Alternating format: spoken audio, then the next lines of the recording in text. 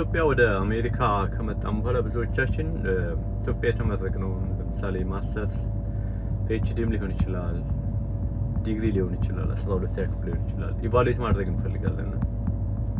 ኢቫሉዌት ማድረግ ስንፈልግ ብዙ ጊዜ ያው ኢንፎርሜሽኑንም ስለማናገኝ ሰዎች በሚሉን አንድ ኢቫሉዌተር እናደርገዋለን ማለት ነውና ለምሳሌ አንድ ነርስ ከኢትዮጵያ ይመጣል።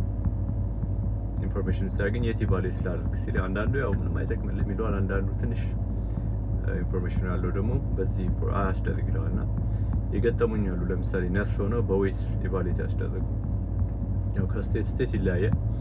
ግን ለምሳሌ ቨርጂኒያ ውስጥ እኔ እስከማውቀው ድረስ በዌስ ብታስደርጉ አይቀበሉትም። ዌስ ጄፌንስ አይ የሚባል አለ እንደዛ። ዛሬ ብቻ ቲፕ ልሰጣችሁ የፈለኩት ምንድነው ኢትዮጵያ የተመረቃችሁ ለምሳሌ ነርሶች ከሆናችሁ በኒውዮርክ ኒውዮርክ ካላችሁ ኒውዮርክ ማስደረግ ከፈለጋችሁ ኒውዮርክ ራሱ ኢቫሉዌት ያደርጋል። ካልሆነም ኒውዮርክ መሆናችሁ በሲጄፌንስ ማስደረግ ትችላላችሁ። እዚህ ጋር አስቀምጣው ያው ሲጄፌንስ ቀይሮታል። ያው የተቀየረውንም እዚህ አድርጌላችኋለሁ። ጀስት በነርሶች በሲጄፌንስ አስደርጉ ወይ ደግሞ ያላችሁበት ስቴት ሜክ ሹር ሆኖ ማን እንደሚቀበል የሚለውን ነው። ኒውዮርክ ከሆነ ደግሞ ራሱም ኢቫሉዌት ያደርጋል ቦርዱ። ሲስቶች ኢሲኢ የሚባለው በሱ ኢቫሉዌት ታስደርጉ ሪኮመንድ አድርጋችኋለሁ። ኢትዮጵያ በላብራቶሪ ጨርሳችሁ ወይ ደግሞ በባዮሎጂ በኬሚስትሪ ጨርሳችሁ ዲፕሎማም ጨርሱ ባዮሎጂ ወይ ደግሞ ኬሚስትሪ ወይ ደግሞ ላብራቶሪ ቴክኒሻን ዲፕሎማ ከጨረሳችሁ እዚህ ሀገር ሜዲካል ላብራቶሪ ቴክኒሻን የሚል ላይሰንስ ያው ኢቫሉዌት ካደረጋችሁ ቦርድ ኤግዛም ከወሰዳችሁ በኋላ ወደ መስራት መግባት ትችላላችሁ። ሶ ኢቫሉዌት ታደርጉ እነሱ ወደ 7-8 ኢቫሉዌተሮች አላችሁ። ግን እኔ ሪኮመንድ ማድረጋችሁ በዌስ ብታስደርጉ ነው።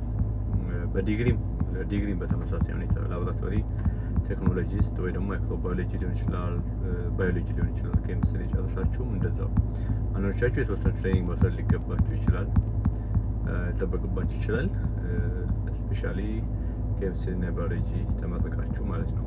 ግን ኢቫሉዌተሩን በዚህ በዌስ እናንተ የምታስደርጉ አሉ ሊስት ውስጥ ብዙ ኢቫሉዌተሮች አሉ። ግን በአንዱ ዌስንም ስለሚቀበሉ በሱ ብታስደርጉ ሪኮመንድ ያደርጋችኋል። ሌላው ደግሞ ለምሳሌ ኢንጂነሪንግ የጨረሳችሁ ካውንስሊንግ፣ ሶሺዮሎጂ፣ ሳይኮሎጂ በተለይ ሶሺዮሎጂ እና ሳይኮሎጂ የጨረሳችሁ ቦርድ ኤግዛሞች አሉ የምትወስዷቸው። ያው መሀንዲሶችም ሲቪል የጨረሳችሁ የምትወስዱት ኤግዛሞች አሉ። ግን ኢቫሉዌት ታስደርጉ ሌሎቻችሁ አብዛኛው ኢቫሉዌት ታደርጉና በዌስ ብታስደርጉት ሪኮመንድ አደርጋችሁ።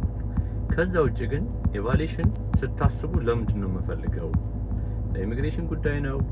ለኤጁኬሽን ነው? ለስራ ነው? ለምንድን ነው የምትፈልጉት?